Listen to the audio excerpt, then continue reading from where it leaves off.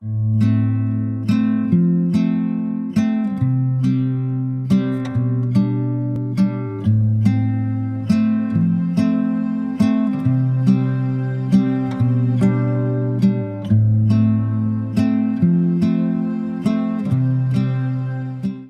where are we, you ask this time? Where we are on the South Island of New Zealand, a little more than halfway down the island, closer to the west hand coast. You are in for a treat because today we're taking you to the blue pools, and oh my goodness, how beautiful and blue they are. Our next stop, a little further up the Haas Pass, was Fantail Falls.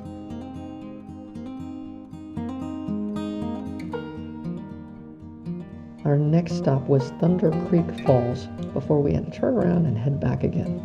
These 3 stops are an easy day trip from Wanaka. We are traveling up Highway 6 through the Haas Pass in the Mount Aspiring National Park. Well, we started as most of our trips start. We get in the car, we have a basic plan of where we want to go, and then along the way, golly, we can't make it because we see something pretty. That something pretty was Lake Hawea. We saw a sign for the Lake Hawea lookout, and that was more than 2 photographers could pass up, so we just pulled on over to see what was there. We followed a little trail up a little bit of a hill, the side of the road, and took gorgeous pictures. Fortunately for us, it was only about an hour drive from Wanaka to get to Blue Pools. The guidebooks recommend that you spend an hour at Blue Pools. Clearly, these guidebooks have no idea who we are because an hour was, like a blink of the eye for us. How would we even begin to see this place in an hour? That's impossible. I mean, just hiking the trail one way took us an hour before we even got to Blue Pools. I think we spent an hour at Blue Pools. I mean, it's not our fault. And the problem was that the trail just to get to the Blue Pools was so pretty. It wound through a beautiful beach and podocarp forest. There was the Makarora River going beside it. It was the stunning blue color.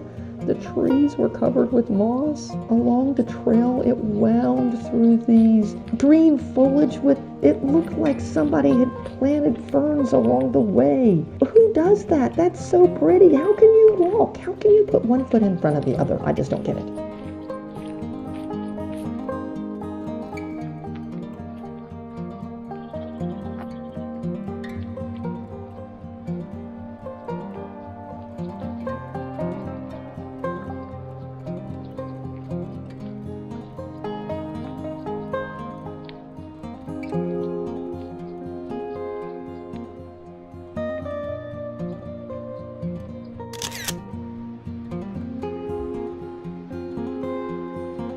You come to the first swinging bridge.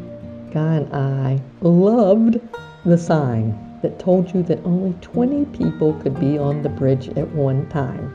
Because if you had 21 people, well, it looks like you fall into the water. Enough warning for me. There were only 2 people on the bridge in front of us, but I let them pass before we went across.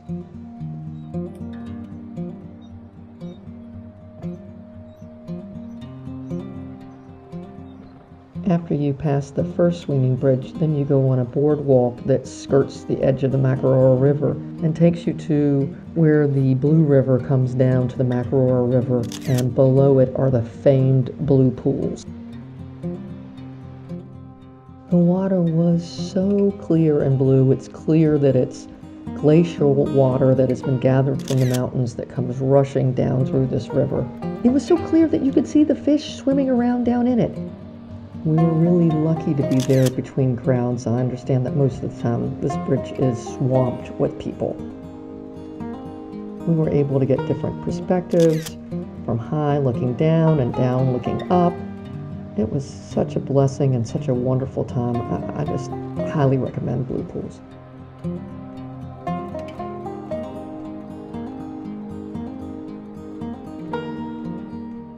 It was so clear that Guy felt like putting on his scuba diving gear and going scuba diving to look for caves that were probably not there. But that's beside the point. It was that pretty.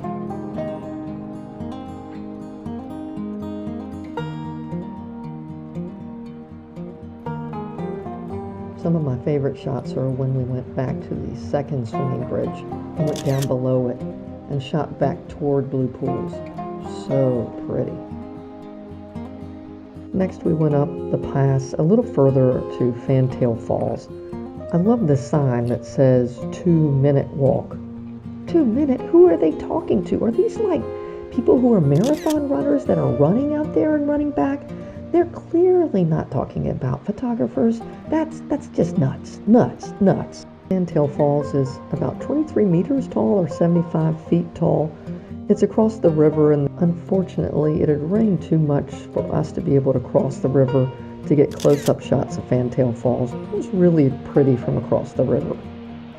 There is no drone footage allowed at Fantail Falls, so I used my Osmo Action on a very long extension pole to be able to duplicate that kind of footage. Our next stop was Thundercreek Falls, which is 96 meters tall or 315 feet tall. It is an easy 10-minute walk out and back. 10 minutes for somebody other than us. That's just ridiculous. Anyway, that's what they say. Maybe you can do it. Not us.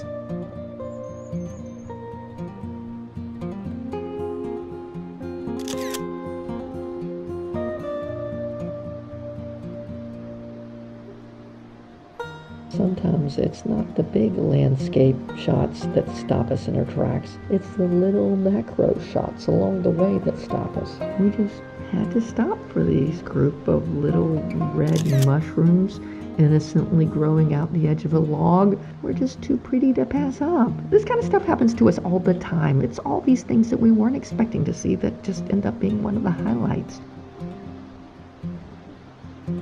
I like Thundercreek Falls because to me it looked like somebody had a water hose at the top that shot the water all out of the top and then down the waterfall.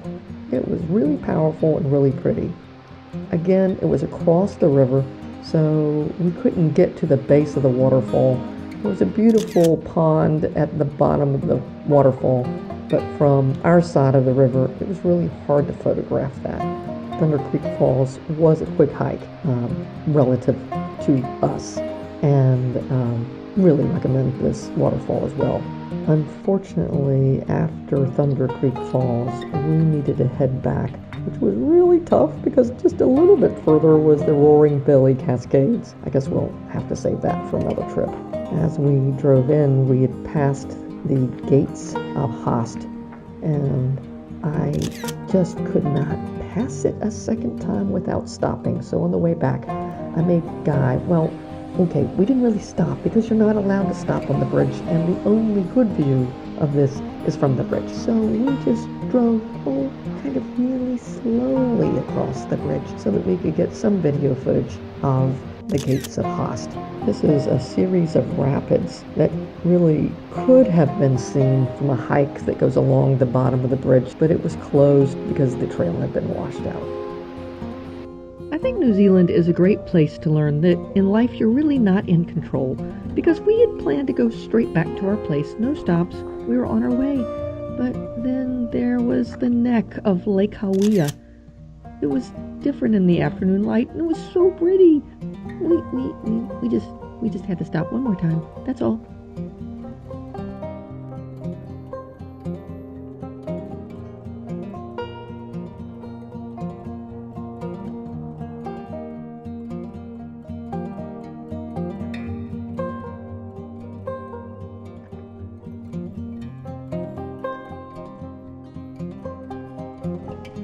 And then a little bit later, we had to stop again.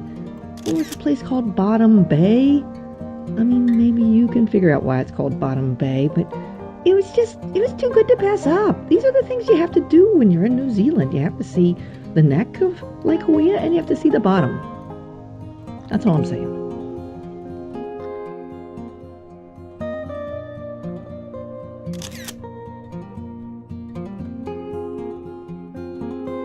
New Zealand is pretty everywhere, so it didn't matter that we weren't at some well-known place. We were just at a field, and the sun's going down, and a car passed through, on a dirt road and put up this dust. I just like, guy, we have to stop. And so let's just take a couple of pictures. Well, we have a lot of those kind of discussions. I'm so glad we stopped here.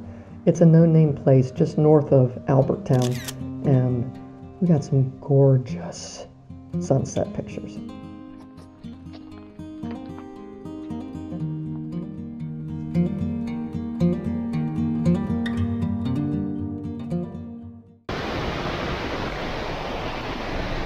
Stop recording. Stop recording. Oh, stop it.